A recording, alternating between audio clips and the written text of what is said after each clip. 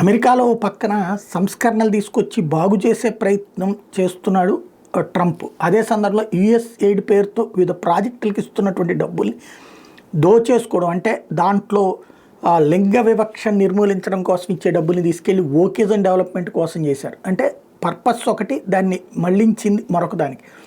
Drugs control కోసం తీసుకొచ్చినటువంటి డబ్బుల్ని తీసుకెళ్ళి డ్రగ్ ఫెడలర్స్కి వాడుతున్నటువంటి పరిస్థితి కూడా ఉంది వివిధ దేశాలు. దానికి సాక్ష్యం ఆఫ్రికన్ కంట్రీస్ కావచ్చు, లేకపోతే టెర్రరిజం బాధితుల కోసం ఇచ్చినటువంటి డబ్బుల్ని టెర్రరిజానికి వాడతారనడానికి సాక్ష్యం ఆఫ్ఘనిస్తాన్ కావచ్చు, పాకిస్తాన్ కావచ్చు ప్రత్యక్ష సాక్ష్యం. ఇట్లాంటి సందర్భంలో యుఎస్ ఎయిడ్ని కంట్రోల్ చేస్తున్నారు.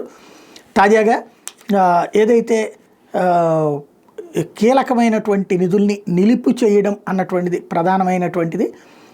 ఎక్కడెక్కడైతే తేడా వస్తుందో ఆ తేడాలన్నింటినీ కూడా కంట్రోల్ చేసే ప్రయత్నం చేస్తున్నారు.